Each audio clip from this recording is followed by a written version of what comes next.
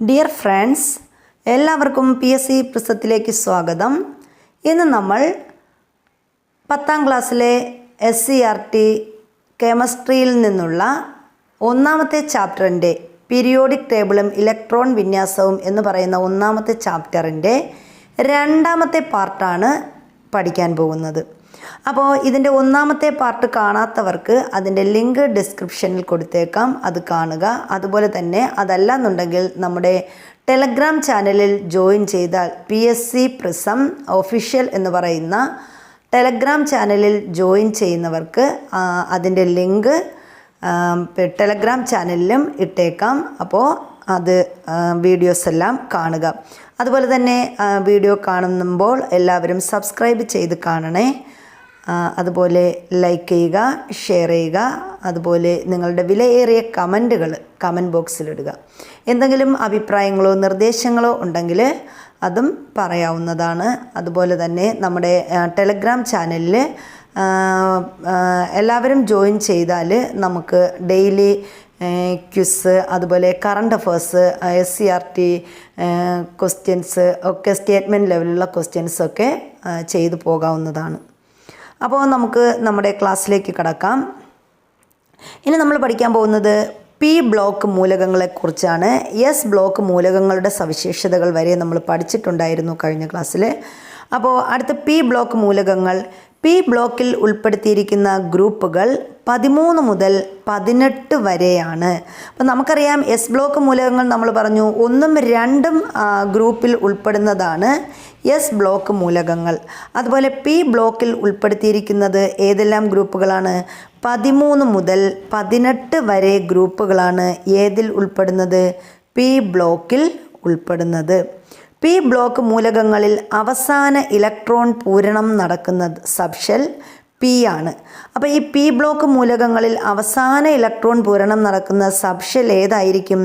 അത് P ആയിരിക്കും. ഇപ്പോൾ S ബ്ലോക്കിലാണെങ്കിൽ അവസാന ഇലക്ട്രോൺ പൂരണം നടക്കുന്ന സബ്ഷെൽ ഏതാണ്?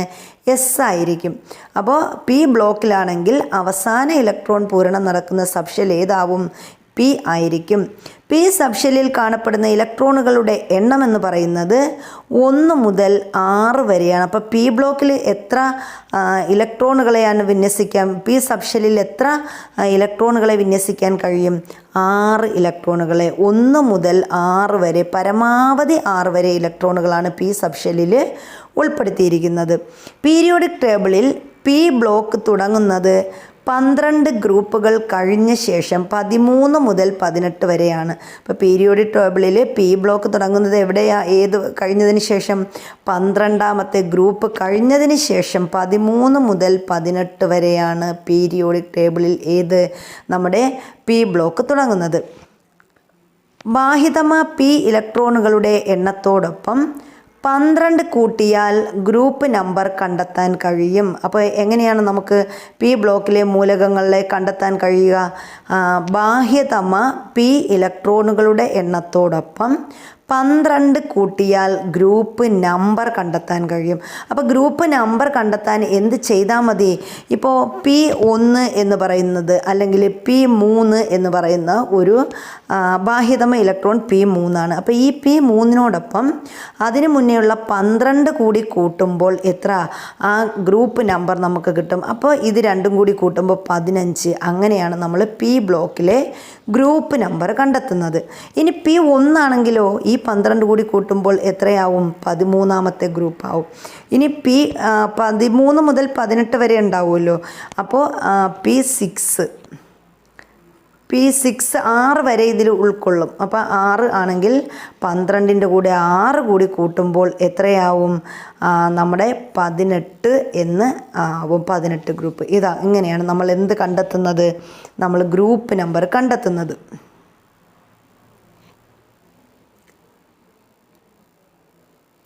ഇനി P ബ്ലോക്കിലെ മൂലകങ്ങളും അതിൻ്റെ ഇലക്ട്രോണിൻ്റെ എണ്ണം, അതിൻ്റെ ഗ്രൂപ്പ് നമ്പർ നമ്മൾ കണ്ടുപിടിക്കുന്നതാണ് ഇവിടെ തന്നിരിക്കുന്നത്. അപ്പോൾ അത് നോക്കാം. എങ്ങനെയാണ്? ഇവിടെ മൂലകം തന്നിട്ടുണ്ട്. മൂലകം ബോറോൺ ആണ് ഇവിടെ തന്നിരിക്കുന്നത്. ബോറോണിൻ്റെ അറ്റോമിക നമ്പർ എന്ന് പറയുന്നത് എത്രയാണ്? ബോറോൺ 5ാമത്തെ അറ്റോമിക നമ്പർ 5ആണ്. അപ്പോൾ അതിൻ്റെ ഇലക്ട്രോണിൻ്റെ എണ്ണം നമ്മൾ നോക്കുമ്പം എങ്ങനെയാണ് നമ്മൾ ഇലക്ട്രോൺ വിന്യാസം നടത്തുന്നത്? അപ്പോൾ ഇവിടെ 5 ആവുമ്പം പി ഇലക്ട്രോണിൻ്റെ എണ്ണം എന്ന് പറയുന്നത് നമുക്കെങ്ങനെ കണ്ടുപിടിക്കാം? അപ്പോൾ പി ഇലക്ട്രോണിൻ്റെ എണ്ണം കണ്ടുപിടിക്കാൻ നമുക്ക് ഇങ്ങനെ എഴുതിയാൽ മതി. 5 അല്ലേ? അപ്പോൾ 1s2 2s2 അപ്പോൾ എന്താണ് 2p. എത്ര ഇലക്ട്രോണാണ്? 5 4ആയി. ഇനി എത്രയാണ്? 1. അപ്പോൾ പി ഇലക്ട്രോണുകളുടെ എണ്ണം എത്രയാണ്? 1 തന്നിട്ടുണ്ട്. ഇനി ഗ്രൂപ്പ് നമ്പർ കണ്ടെത്താൻ എന്ത് ചെയ്യണം? ഈ ഒരെണ്ണം ഈ p1ഉം 1 പ്ലസ് എത്ര കൂട്ടും നമ്മൾ? 12 കൂടി കൂട്ടുക. അപ്പോൾ നമുക്ക് ആ ഗ്രൂപ്പ് നമ്പർ എത്രയെന്ന് കിട്ടും? 13 കിട്ടും. അപ്പോൾ ഇങ്ങനെയാണ് നമ്മൾ പി ബ്ലോക്കിൻ്റെ ഗ്രൂപ്പ് നമ്പർ കണ്ടെത്തുന്നത്. അടുത്ത ഇവിടെ നൈട്രജൻ്റെ അറ്റോമിക നമ്പർ എന്ന് പറയുന്നത് 7 ആണ്. അപ്പോൾ നമുക്ക് അതിൻ്റെ പി ഇലക്ട്രോണിൻ്റെ എണ്ണം എത്രയാണ്? 3 ആയിരിക്കും. അതായത് 1s2 2s2 4ആയി. ഇനി ബാലൻസ് എത്ര എവിടെയുണ്ട്? 3 ഉണ്ട്. അപ്പോൾ 2p3 അതാണ് ഇവിടെ വരുന്നത്. അപ്പോൾ 3 ഇലക്ട്രോൺ. അപ്പോൾ ഇവിടെ നമ്മൾ ഗ്രൂപ്പ് നമ്പർ എങ്ങനെ കണ്ടെത്തും? ഈ 3 അവസാനത്തെ ഇലക്ട്രോൺ വിന്യാസത്തിൽ വരുന്ന ബാഹ്യതമ ഷെല്ലിലെ ഇലക്ട്രോണിൻ്റെ എണ്ണം പ്ലസ് 12. അപ്പോൾ ഇതിൻ്റെ ഗ്രൂപ്പ് നമ്പർ എത്രയാണ്? നൈട്രജൻ എന്ന് പറയുന്നത് 15ാമത്തെ ഗ്രൂപ്പിൽ വരുന്നൊരു മൂലകമാണ്. അപ്പോൾ ഇങ്ങനെയാണ് നമ്മൾ ഗ്രൂപ്പ് നമ്പർ കണ്ടെത്തുന്നത്. അതുപോലെ തന്നെ നിയോണിൻ്റെ പി ഇലക്ട്രോണിൻ്റെ എണ്ണം എത്രയാണ്? 6 ആണ്.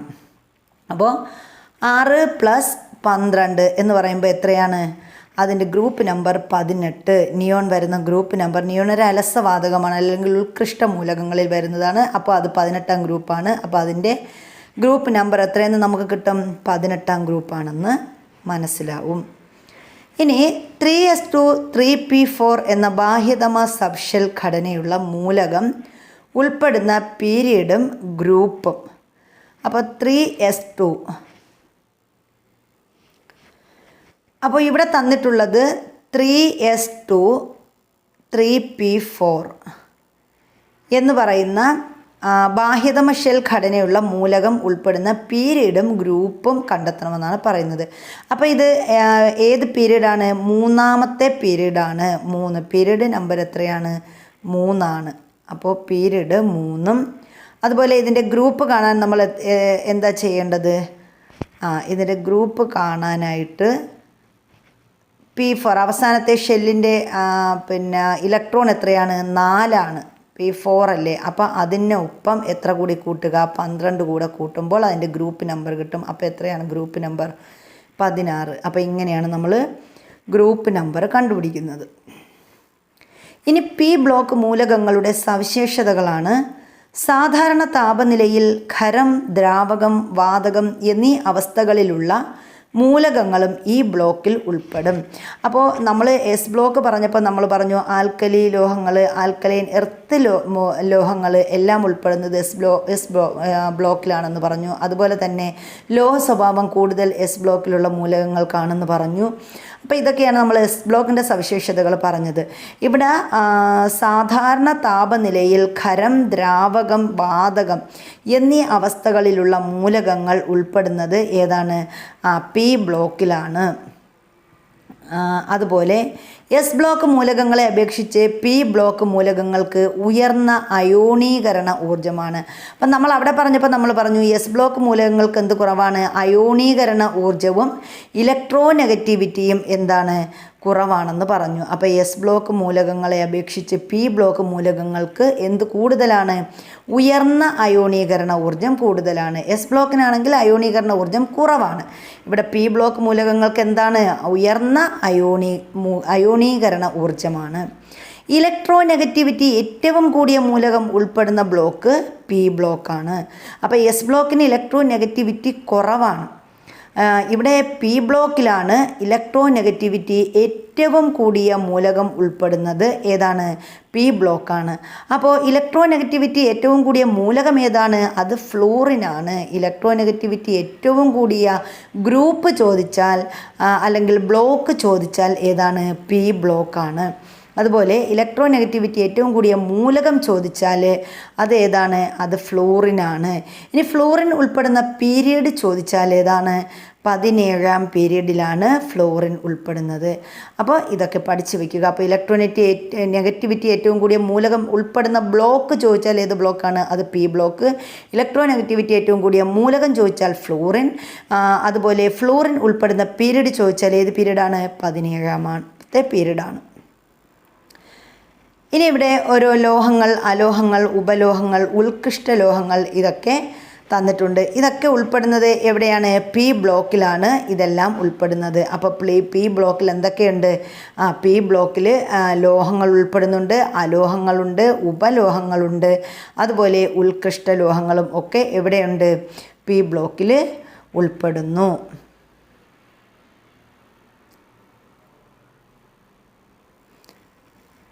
അടുത്ത് നമ്മൾ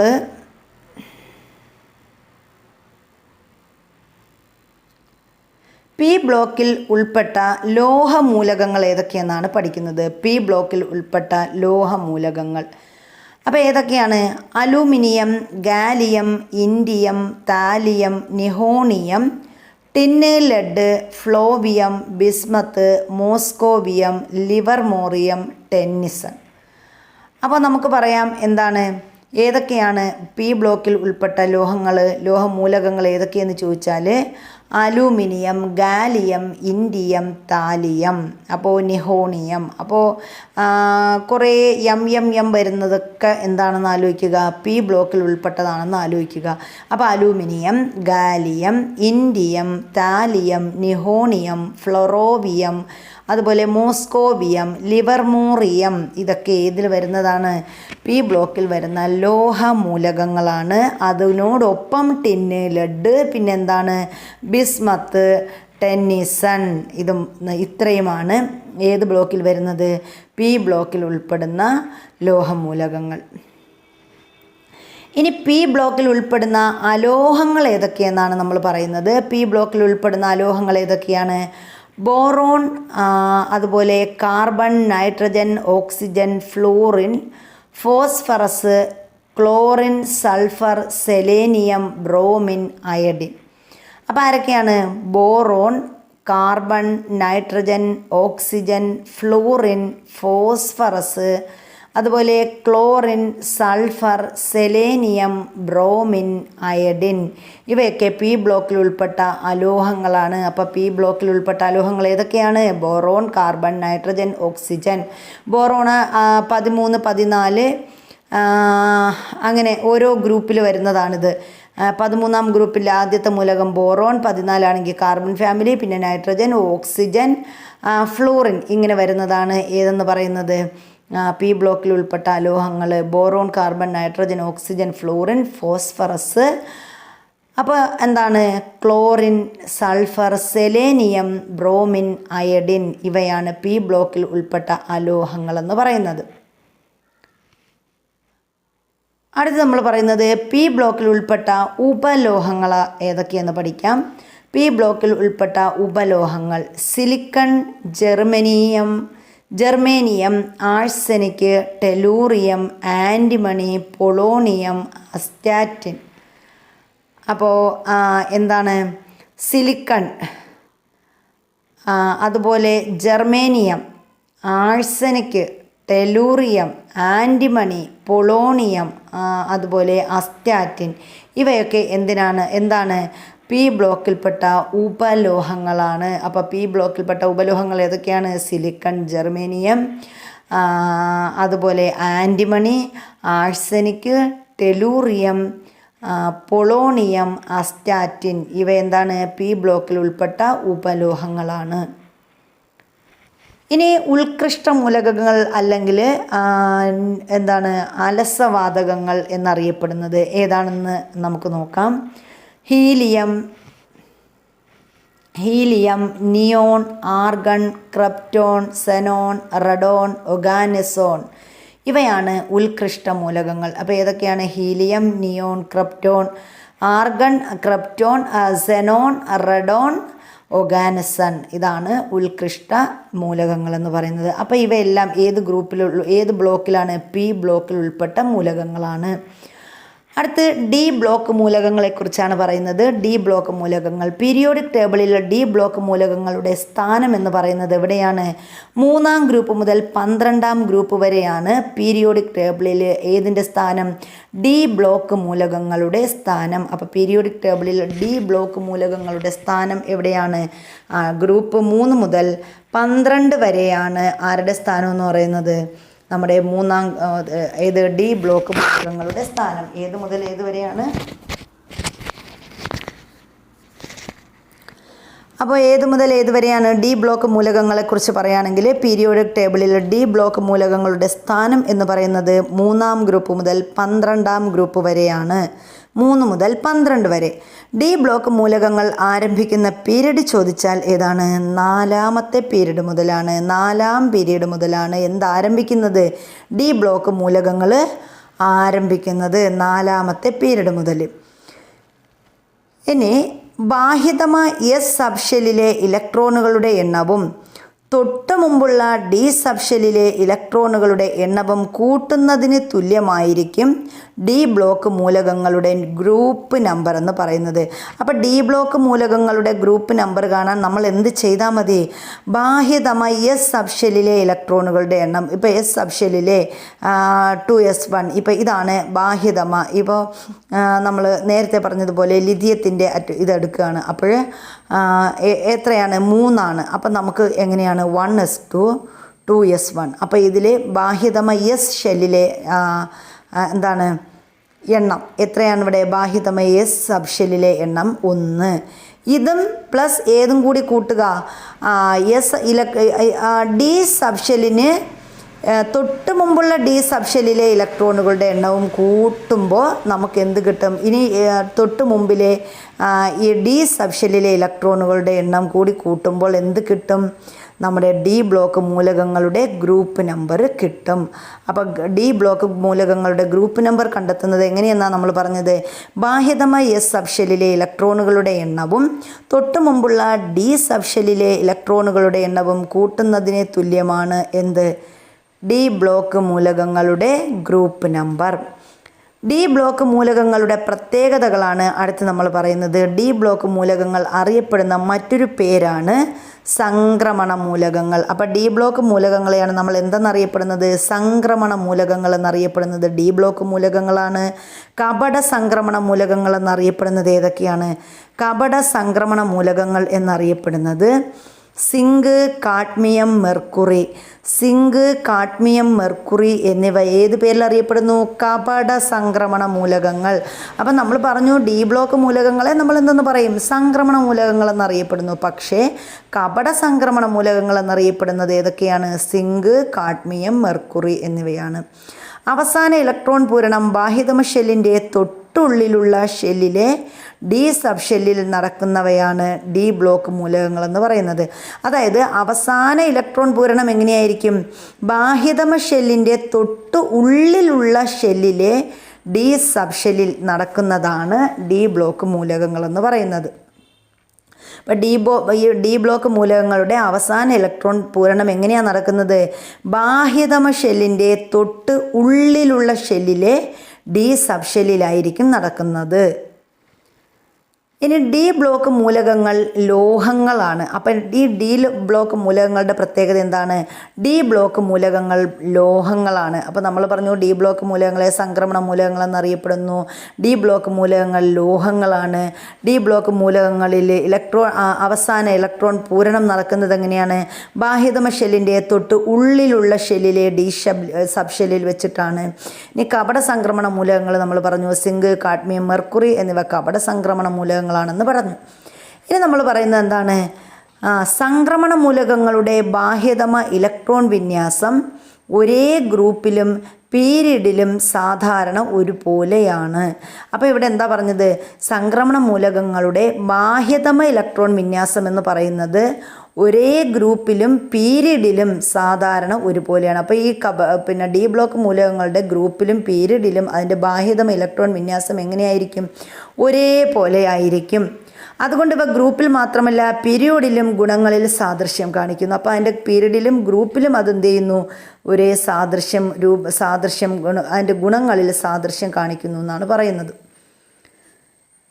ഇനി നോക്കിയേ, ഡി ബ്ലോക്ക് മൂലകങ്ങളുടെ ഓക്സീകരണാവസ്ഥയെക്കുറിച്ചാണ് നമ്മൾ പറയുന്നത്. ഡി ബ്ലോക്ക് മൂലകങ്ങളുടെ ഓക്സീകരണാവസ്ഥ എങ്ങനെയാണെന്ന് നോക്കാം. രാസബന്ധനത്തിൽ ഏർപ്പെടുന്ന ആറ്റങ്ങൾ വിട്ടുകൊടുക്കുകയോ സ്വീകരിക്കുകയോ പങ്കുവയ്ക്കുകയോ ചെയ്യുന്ന ഇലക്ട്രോണുകളുടെ എണ്ണമാണ് അവയുടെ സംയോജകത അഥവാ വാലൻസി എന്ന് പറയുന്നത്. അപ്പോൾ സംയോജകത അല്ലെങ്കിൽ വാലൻസി എന്ന് പറഞ്ഞാൽ എന്താണ്? രാസബന്ധനത്തിൽ ഏർപ്പെടുന്ന ആറ്റങ്ങൾ വിട്ടുകൊടുക്കുകയോ സ്വീകരിക്കുകയോ അല്ലെങ്കിൽ പങ്കുവയ്ക്കുകയോ ചെയ്യുന്ന ഇലക്ട്രോണുകളുടെ എണ്ണം, അതിനെയാണ് നമ്മൾ എന്തെന്ന് പറയുന്നത്? അതിൻ്റെ സംയോജകത അഥവാ വാലൻസി എന്ന് പറയുന്നത്. ഇനി ഡി ബ്ലോക്ക് മൂലകങ്ങൾ രാസപ്രവർത്തനത്തിൽ പങ്കെടുക്കുമ്പോൾ ബാഹ്യതമ ഷെല്ലിലെ ഇലക്ട്രോണുകളോടൊപ്പം ബാഹ്യതമ ഷെല്ലിന് തൊട്ട് മുമ്പുള്ള ഷെല്ലിലെ ഡി ഇലക്ട്രോണുകളും പങ്കെടുക്കുന്നു. അതാണ് നമ്മൾ പറഞ്ഞത്. ഡി ബ്ലോക്ക് മൂലകങ്ങൾ എന്ത് ചെയ്യുന്നു? രാസപ്രവർത്തനത്തിൽ പങ്കെടുക്കുമ്പോൾ അതിൻ്റെ ബാഹ്യതമ ഷെല്ലിലെ ഇലക്ട്രോണുകളോടൊപ്പം എന്ത് ചെയ്യുന്നു? ആ ബാഹ്യതമ ഷെല്ലിന് തൊട്ട് മുമ്പുള്ള ഷെല്ലിലെ ഡി ഇലക്ട്രോണുകളും എന്തിൽ പങ്കെടുക്കുന്നു? രാസപ്രവർത്തനത്തിൽ പങ്കെടുക്കുന്നു. ഡി ബ്ലോക്ക് മൂലകങ്ങളുടെ ഇലക്ട്രോണുകൾ നഷ്ടപ്പെടുന്നത് ഇലക്ട്രോൺ പൂരണം നടക്കുന്ന ക്രമത്തിലല്ല. അപ്പോൾ ഈ ഡി ബ്ലോക്ക് മൂലകങ്ങളുടെ ഇലക്ട്രോണുകൾ നഷ്ടപ്പെടുന്നത് എങ്ങനെയല്ല? ഇലക്ട്രോൺ പൂരണം നടക്കുന്ന ആ ഒരു ക്രമത്തിലല്ല ഡി ബ്ലോക്ക് മൂലകങ്ങളുടെ ഇലക്ട്രോണുകൾ എന്ത് ചെയ്യുന്നത്? നഷ്ടപ്പെടുന്നത്. അപ്പോൾ ഡി ബ്ലോക്ക് മൂലകങ്ങളിൽ ഇലക്ട്രോണുകൾ ആദ്യം നഷ്ടപ്പെടുന്നത് എങ്ങനെയായിരിക്കും? ഡി ബ്ലോക്ക് മൂലകങ്ങളിൽ ഇലക്ട്രോണുകൾ ആദ്യം നഷ്ടപ്പെടുന്നത് ബാഹ്യതമ ഷെല്ലിലെ എസ് സബ്ഷെല്ലിൽ നിന്നാണ്. അപ്പോൾ ഡി ബ്ലോക്ക് മൂലകങ്ങളിൽ ആദ്യം അതിൻ്റെ ഇലക്ട്രോൺ നഷ്ടപ്പെടുന്നത് അതിൻ്റെ ബാഹ്യതമ ഷെല്ലിലെ എസ് ഷെല്ലിൽ നിന്നാണ് എന്ത് ചെയ്യുന്നത്? ഡി ബ്ലോക്ക് മൂലകങ്ങളുടെ ഇലക്ട്രോണുകൾ ആദ്യം നഷ്ടപ്പെടുന്നത്. അപ്പോൾ ബാഹ്യതമ ഷെല്ലിലെ എസ് സബ് ഷെല്ലിൽ നിന്നാണ് ആദ്യം അതിനെന്ത് ചെയ്യുന്നത്? ഇലക്ട്രോണുകൾ നഷ്ടപ്പെടുന്നത്. അപ്പോൾ ഇവിടെ നമ്മൾ അയണിൻ്റെ സബ് ഷെൽ ഇലക്ട്രോൺ വിന്യാസം പറയുമ്പോൾ എങ്ങനെയാണ്? അയണിൻ്റെ അറ്റോമിക നമ്പർ 26 അയണിൻ്റേത്. അപ്പോൾ ഇവിടെ നമ്മൾ സബ് ഷെൽ വിന്യാസം പറയുമ്പോൾ എങ്ങനെ പറയും? നമ്മളിവിടെ പറഞ്ഞ പോലെ 1s2, അതുപോലെ 2s2, 2p6, 3s2, 3p6, പിന്നെ എന്താണ് 3d6, 4s2 എന്നാണ് അയണിൻ്റെ ഇലക്ട്രോൺ വിന്യാസം എന്ന് പറയുന്നത്. അപ്പോൾ ഇവിടെ എങ്ങനെയാണ് അയൺ എങ്ങനെയായി മാറും? അയൺ എന്നുള്ളത് Fe2+ ആയി മാറുന്നത് 4s സബ്ഷെല്ലിലെ എന്ത് ചെയ്യുന്നു? 4s ഉണ്ടല്ലോ, 4s സബ്ഷെല്ലിലെ 2 ഇലക്ട്രോണുകൾ ആദ്യം നഷ്ടപ്പെടുക. അപ്പോൾ ഇതിൽ ഡി സബ്ഷെല്ലിലാണെങ്കിലും ഇതിൻ്റെ ആദ്യത്തെ ഇലക്ട്രോൺ നഷ്ടപ്പെടുന്ന എവിടെ നിന്നാണ്? ഈ പറയുന്നതാണ് ആദ്യം നഷ്ടപ്പെടുന്നത്. അപ്പോൾ അതിന് എങ്ങനെ കിട്ടും? ഈ അയൺ Fe എന്നുള്ളത് Fe2+ ആയിട്ട് മാറും. അങ്ങനെയാണ് സബ് ഷെല്ലിൽ ഇലക്ട്രോണുകൾ 2 അവിടെ എന്ത് ചെയ്യുന്നു? നഷ്ടപ്പെടുത്തി അത് Fe2+ ആവും. 4s സബ് ഷെല്ലിലെ 2 ഇലക്ട്രോണുകൾ ഇവിടെ ഈ പറഞ്ഞ ഇലക്ട്രോൺ എന്ത് ചെയ്യുന്നു? നഷ്ടപ്പെടുത്തുന്നു.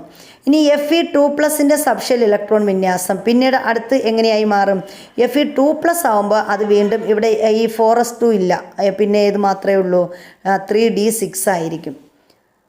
അപ്പോൾ അത് Fe2+ൻ്റെ സബ്ഷെൽ ഇലക്ട്രോൺ വിന്യാസം ചോദിച്ചാൽ എങ്ങനെ നമ്മൾ പറയും? 1s2, 2s2, 2p6, അതുപോലെ 3s2, 3p6, പിന്നെന്താണ് 3d6, ഇങ്ങനെ ആയിരിക്കും. 2 നഷ്ടപ്പെട്ടല്ലോ, ആദ്യം എസ് നഷ്ടപ്പെടുത്തിയല്ലോ. അപ്പോൾ ബാക്കി അങ്ങനെയാണ് വരുന്നത്. അപ്പോൾ ഇതാണ് അയണിൻ്റെ F2+ അയണിൻ്റെ സബ്ഷെൽ വിന്യാസം എന്ന് പറയുന്നത്. ഇനി അടുത്ത് നമ്മൾ പറയുന്നത് സംക്രമണ മൂലകങ്ങളുടെ ബാഹ്യ എസ് സബ്ഷെല്ലിൻ്റെയും തൊട്ട് ഉള്ളിലെ ഡി സബ്ഷെല്ലിൻ്റെയും ഊർജത്തിൽ നേരിയ വ്യത്യാസം മാത്രമേ ഉള്ളൂ. അപ്പോൾ ഈ സംക്രമണ മൂലകങ്ങളുടെ ബാഹ്യ എസ് സബ്ഷെല്ലിൻ്റെയും തൊട്ട് ഉള്ളിലുള്ള ഡി സബ്ഷെല്ലിൻ്റെയും ഊർജത്തിൽ നേരിയ വ്യത്യാസം മാത്രമേ ഉള്ളൂ എന്നാണ് പറയുന്നത്. നമ്മൾ നേരത്തെ കണ്ടല്ലോ. അപ്പോൾ ഇവിടെ എന്താണ്, ഇപ്പോൾ ഇവിടെ നടക്കുന്ന ഈ ബാഹ്യ എസ് സബ്ഷെല്ലിൻ്റെ ഇതിനും അതുപോലെ തൊട്ട് മുന്നിലെ ഡി സബ്ഷെല്ലിന് ഇവ തമ്മിലുള്ള ഊർജത്തിൻ്റെ വ്യത്യാസം എന്ന് പറയുന്നത് എന്താണ്, നേരിയ വ്യത്യാസം മാത്രമേ ഇവ തമ്മിലുള്ള ഊർജ നിലയിൽ വ്യത്യാസമുള്ളൂ. ഇനി എന്താണ്, അയണിന് നഷ്ടപ്പെടുന്ന മൂന്നാമത്തെ ഇലക്ട്രോൺ ഉൾപ്പെടുന്ന സബ്ഷെൽ എന്ന് പറയുന്നത് 3D ആണ്. അപ്പോൾ മൂന്നാമത്തെ സബ്ഷെൽ ഇലക്ട്രോൺ ഏതാണ് നഷ്ടപ്പെടുന്നത്, 3D ആണെന്നാണ് പറയുന്നത്. അപ്പോൾ മൂന്നാമത്തെ സബ്ഷെൽ ഇലക്ട്രോൺ വിന്യാസം നഷ്ടമാവുന്നത് 3D ആണ്. ഇതാണ് 3D. അപ്പോൾ മൂന്നാമത് സബ്ഷെൽ ഏതാണ് വ്യത്യാസം വരുന്നത്, അയണിൻ്റെത് ഈ 3Dയിലായിരിക്കും വ്യത്യാസം വരുന്നത്. ഇനി Fe3+ ഇലക്ട്രോൺ വിന്യാസം വരുമ്പോൾ അതെങ്ങനെ വരും, Fe3+ വരുമ്പോൾ അവിടെ വരുന്നത് പിന്നെ ഇവിടെ F36 ഉള്ളത് D6 ഉള്ളത് എന്തായി മാറും, D5 ആയി മാറും F3+ വരുമ്പോൾ.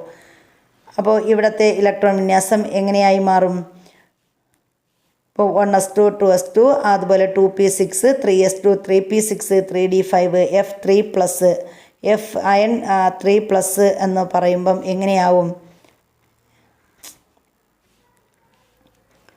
Fe3+.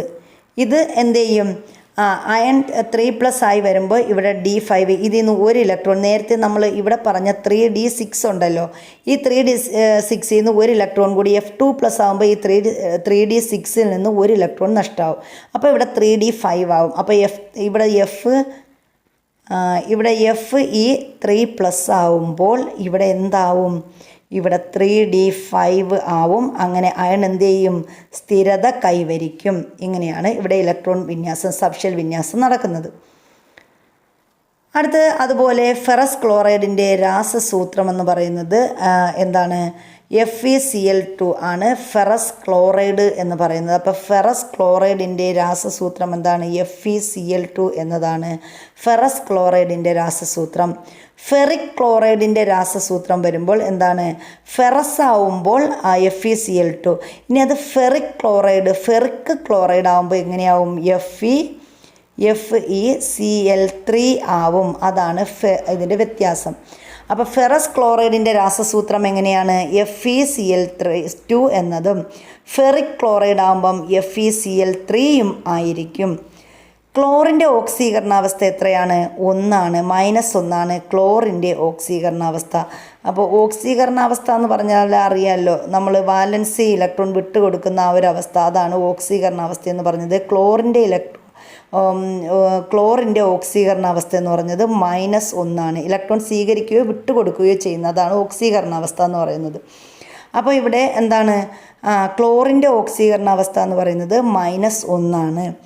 അറ്റോമിക് നമ്പർ 25 ആയ മൂലകം ഏത് എന്ന് ചോദിച്ചാൽ അത് ഏതാണ്, അത് മാംഗനീസ് ആണ്. മാംഗനീസിൻ്റെ അറ്റോമിക് നമ്പർ എത്രയാണ്, 25 മാംഗനീസിൻ്റെ അറ്റോമിക് നമ്പർ.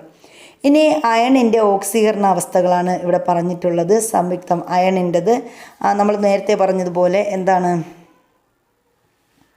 ഇത് ഫെറസ് ക്ലോറൈഡാണ്. ഇത് ഏതാണ്, ഫെറസ് ക്ലോറൈഡ്.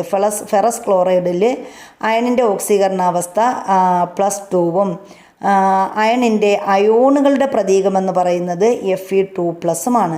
ഇനി ഫെറിക് ക്ലോറൈഡ് വരുമ്പോൾ ഇവിടെ FeCl3 ആകുമ്പോൾ ഫെറിക് ക്ലോറൈഡ്, അതിൽ വരുമ്പോൾ Cl3+3 ആണ് അയണിൻ്റെ ഓക്സീകരണാവസ്ഥ F3യും +3യും. അതുപോലെ അയോണുകളുടെ പ്രതീകമെന്ന് പറയുന്നത് അയൺ Fe3+ഉം ആയിരിക്കും, Fe3+ഉം ആണ്.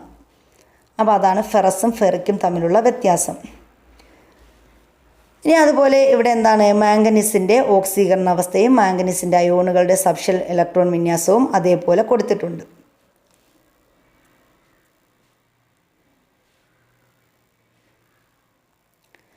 അടുത്ത് നമ്മൾ പറയുന്നത് സംക്രമണ മൂലകങ്ങൾ വ്യത്യസ്ത ഓക്സീകരണ കാണിക്കുന്നതിന് കാരണം എന്താണ്, സംക്രമണ മൂലകങ്ങൾക്ക് എന്തുണ്ട്, വ്യത്യസ്ത ഓക്സീകരണാവസ്ഥയാണുള്ളത്.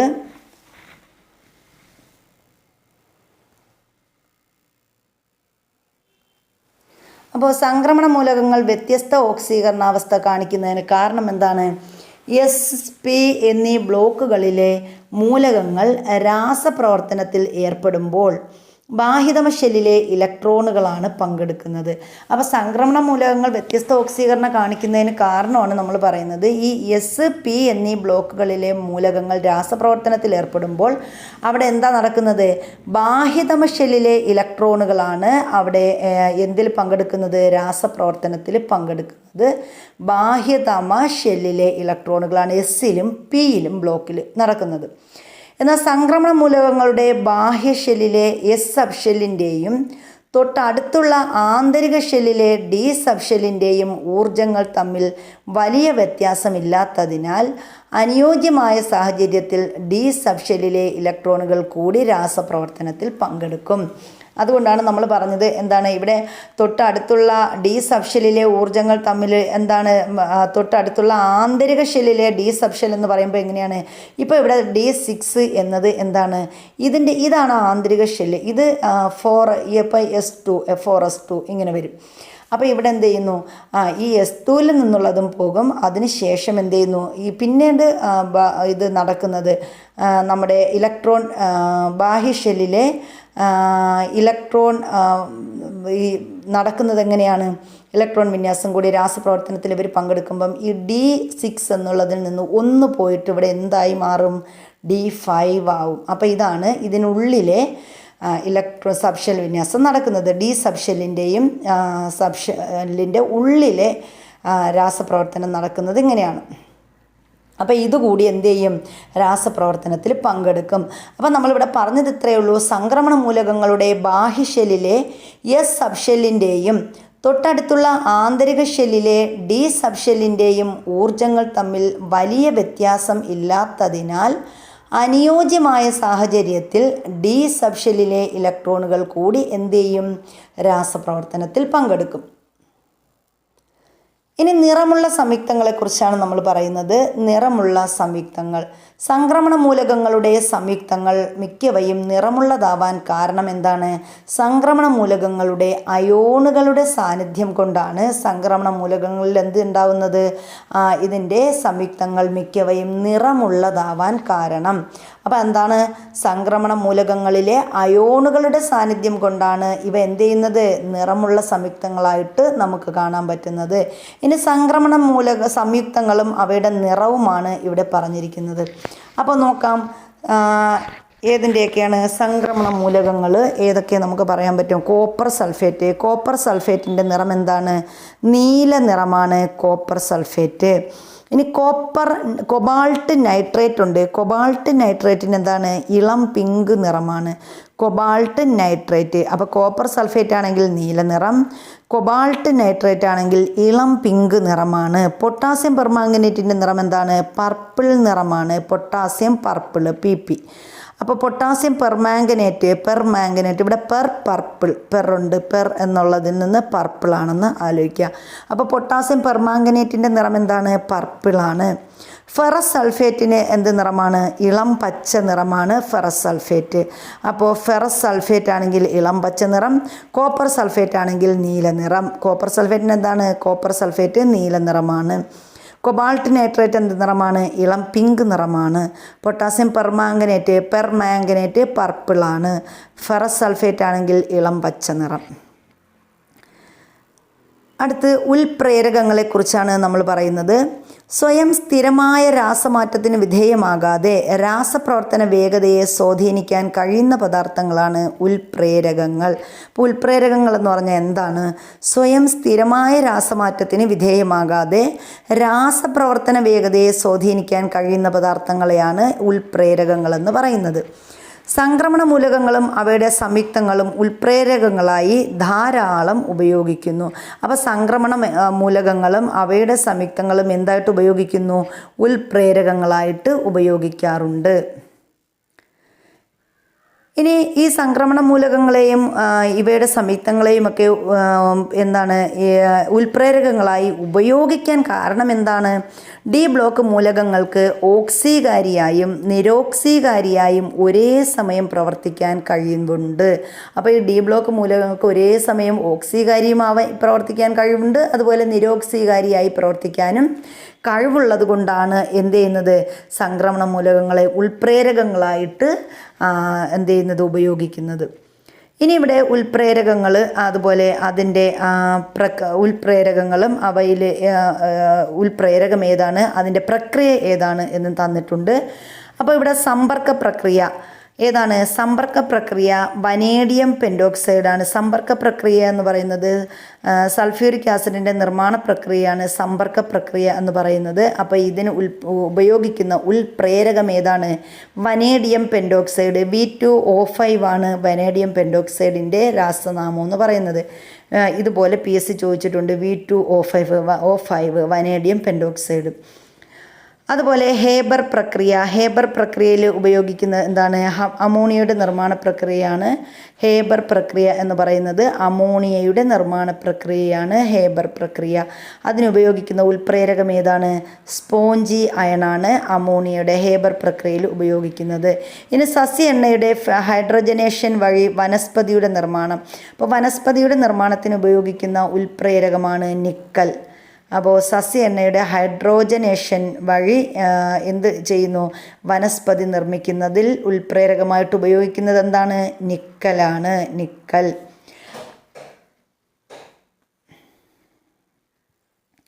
അടുത്ത് നമ്മൾ F ബ്ലോക്ക് മൂലകങ്ങളെക്കുറിച്ചാണ് പറയുന്നത്. ലാന്ധനത്തിനും ആക്ടിനിയത്തിനും ശേഷം വരുന്ന 14 മൂലകങ്ങളെ വീതം താഴെ 2 നിരകളിലായി ക്രമീകരിച്ചിരിക്കുന്നതാണ് F ബ്ലോക്ക് മൂലകങ്ങൾ. അപ്പോൾ F ബ്ലോക്ക് മൂലകങ്ങൾ എന്ന് പറയുന്നത് എവിടെയാണ്, ലാന്ധനത്തിനും ആക്ടീനിയത്തിനും ശേഷം വരുന്ന 14 മൂലകങ്ങളെ വീതം 2 നിരകളിലായി എന്ത് ചെയ്യുന്നു, 1, 2 നിരകളിലായി 14 മൂലകങ്ങളെ ഇങ്ങനെ ക്രമീകരിച്ചിരിക്കുന്നു. ആ മൂലകങ്ങളെ നമ്മൾ പറയുന്നതാണ് F ബ്ലോക്ക് മൂലകങ്ങൾ. F ബ്ലോക്ക് മൂലകങ്ങളാണ്. ഒന്നാമത്തെ നിരയിലുള്ളവ ലാന്തനോയിഡുകൾ എന്നും രണ്ടാമത്തെ നിരയിൽ ക്രമീകരിച്ചവ ആക്റ്റിനോയിഡുകൾ എന്നുമാണ് അറിയപ്പെടുന്നത്. അപ്പോൾ ലാന്തനോയിഡുകൾ, ആക്റ്റിനോയിഡുകൾ എന്നറിയപ്പെടുന്നത് ഏത് ബ്ലോക്കിലുള്ള മൂലകങ്ങളാണ്, F ബ്ലോക്കിലുള്ള മൂലകങ്ങളാണ് ലാന്തനോയിഡുകളെന്നും ആക്റ്റിനോയിഡുകളെന്നും അറിയപ്പെടുന്നത് F ബ്ലോക്ക് മൂലകങ്ങളാണ്. F ബ്ലോക്ക് മൂലകങ്ങളിൽ ഇലക്ട്രോൺ പൂരണം നടക്കുന്നത് ബാഹ്യതമ ഷെല്ലിനെ തൊട്ടുള്ളിലുള്ള ഷെല്ലിൻ്റെയും ഉള്ളിലാണ്. അപ്പോൾ F ബ്ലോക്ക് മൂലകങ്ങളിൽ ഇലക്ട്രോൺ പൂരണം നടക്കുന്നത് എങ്ങനെയാണ്, ബാഹ്യതമ ഷെല്ലിന് തൊട്ട് ഉള്ളിലുള്ള ഷെല്ലിൻ്റെയും ഉള്ളിലാണ് എന്ത് നടക്കുന്നത്, F ബ്ലോക്ക് മൂലകങ്ങളിൽ ഇലക്ട്രോൺ പൂരണം നടക്കുന്നത്. അപ്പോൾ ലാന്തനോയിഡുകൾ ക്രമീകരിച്ചിരിക്കുന്ന പീരീഡ് ഏതാണ്, ലാന്തനോയിഡുകൾ 6ാമത്തെ പീരീഡിലാണ് ഉൾപ്പെടുന്നത്. 6ാമത്തെ പീരീഡിലാണ് ആരുൾപ്പെടുന്നത്, ലാന്തനോയിഡുകൾ ക്രമീകരിച്ചിരിക്കുന്നത്. ആക്റ്റിനോയിഡുകൾ ക്രമീകരിച്ചിരിക്കുന്നതോ 7ാമത്തെ പീരീഡിലാണ് ആക്റ്റിനോയിഡുകൾ. അപ്പോൾ ലാന്തനോയിഡുകൾ 6ാമത്തെ പീരീഡ്, ആക്റ്റിനോയിഡുകൾ ഏത് 6ഉം 7ഉം പീരീഡിലാണ് ലാന്തനോയിഡും ആക്റ്റിനോയിഡും ക്രമീകരിച്ചിരിക്കുന്നത്. F ബ്ലോക്ക് മൂലകങ്ങളിൽ അവസാനത്തെ ഇലക്ട്രോൺ വന്നു ചേരുന്ന സബ്ഷെൽ ഏതാണ്, അവസാനത്തെ ഇലക്ട്രോൺ വന്നു ചേരുന്ന സബ്ഷെല്ല് F ആയിരിക്കും. അപ്പോൾ F ബ്ലോക്ക് മൂലകങ്ങളിൽ അവസാനത്തെ ഇലക്ട്രോൺ വന്നു ചേരുന്ന സബ്ഷെൽ ഏതെന്ന് ചോദിച്ചാൽ അത് ഏതാണ്, F ആണ്. F ബ്ലോക്ക് മൂലകങ്ങളുടെ ചില പ്രത്യേകതകൾ ഇവിടെ പറഞ്ഞിട്ടുണ്ട്. വ്യത്യസ്ത ഓക്സീകരണാവസ്ഥകൾ പ്രകടിപ്പിക്കുന്നു. അപ്പോൾ F ബ്ലോക്ക് മൂലകങ്ങളുടെ പ്രത്യേകത എന്താണ്, വ്യത്യസ്ത ഓക്സീകരണാവസ്ഥകൾ പ്രകടിപ്പിക്കുന്നവയാണ് ആര്, F ബ്ലോക്ക് മൂലകങ്ങൾ. ആക്റ്റിനോയിഡുകൾ ഭൂരിഭാഗവും റേഡിയോ ആക്റ്റീവ് മൂലകങ്ങളാണ്. അപ്പോൾ ആക്റ്റിനോയിഡുകൾ എന്ന് പറയുന്നത് എന്താണ്, റേഡിയോ ആക്റ്റീവ് മൂലകങ്ങൾ. നമ്മൾ പറഞ്ഞു ആക്റ്റിനോയിഡുകൾ ഏത് പീരീഡിലുള്ളതാണ്, 7ാമത്തെ പീരീഡിലാണ്. ആക്റ്റിനോയിഡുകളിൽ പലതും കൃത്രിമ മൂലകങ്ങളാണ്. അപ്പോൾ ആക്റ്റിനോയിഡുകൾ എങ്ങനെയുള്ളതാണ്, റേഡിയോ ആക്റ്റീവ് മൂലകങ്ങളാണ്. അതുപോലെ അതെങ്ങനെയാണ്, കൃത്രിമമാണ്. റേഡിയോ നമ്മൾ കൃത്രിമമായിട്ടാണ് നിർമ്മിക്കുന്നത് ആലോചിക്കുക. അപ്പോൾ എന്താണ്, ആക്റ്റിനോയിഡുകൾ ഭൂരിഭാഗവും റേഡിയോ ആക്റ്റീവ് മൂലകങ്ങളാണ്. റേഡിയോ നല്ല പാട്ടൊക്കെ കേൾക്കാൻ നല്ല ആക്റ്റീവായിട്ട് പാട്ടൊക്കെ കേട്ടിരിക്കാൻ പറ്റുമല്ലേ. അപ്പോൾ ആക്റ്റിനോയിഡുകൾ റേഡിയോ ആക്റ്റീവ് മൂലകങ്ങളാണ്.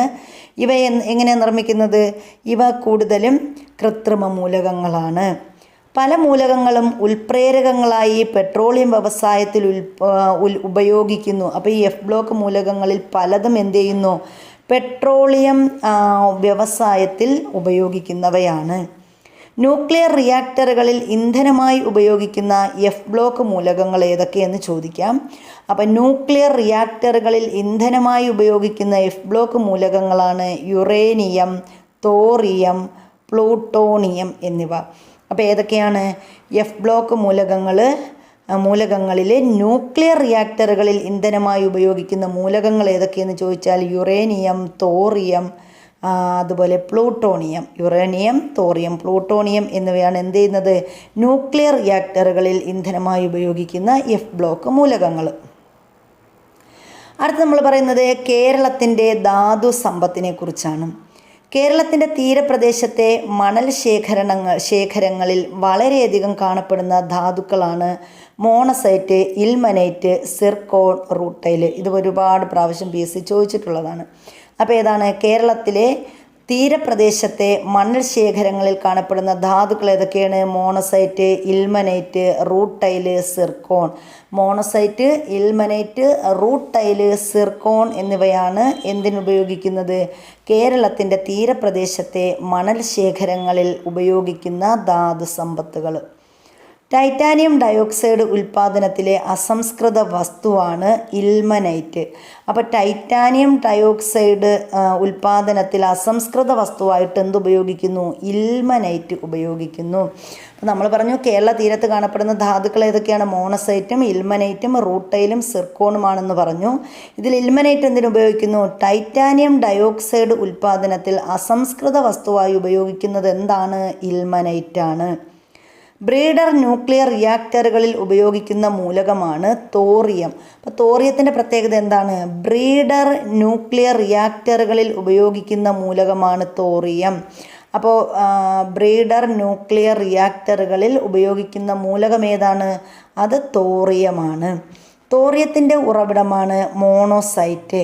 അപ്പോൾ തോറിയത്തിൻ്റെ ഉറവിടം എവിടെയാണ്? മോണോസൈറ്റ് ആണ് തോറിയത്തിൻ്റെ ഉറവിടം എന്ന് പറയുന്നത്.